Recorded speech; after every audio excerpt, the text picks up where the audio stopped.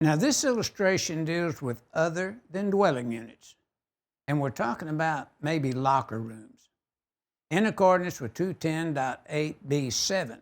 But I'd like to point out it's any shower stall type related installation.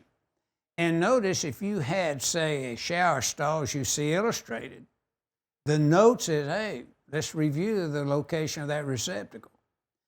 And the note states, all 125 volt single phase 15 and 20 amp receptacles installed in locker rooms with associated showering facilities shall be GFCI protected for the safety of personnel getting out of that shower wet, drying off, maybe ceramic tile floor or concrete floor, whatever type of floor it may be, but it could create a connection to ground in some manner of the body, touching some energized receptacle and so forth, or tool, or grooming tool, whatever you may be using.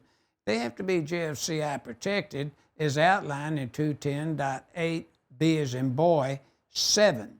Now, we have looked at just a bathroom with a tub, with a hydro massage tub, with a combination tub and shower. Now we're calling up just a shower stall.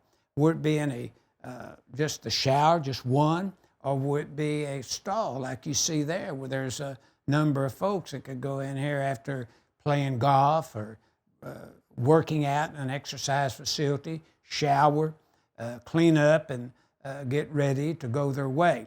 So figure 10-46 is illustrating this kind of situation where other than dwelling unit locker rooms, in this case, NEC 210.8b7, would illustrate where these receptacles would be required to be GFCI protected.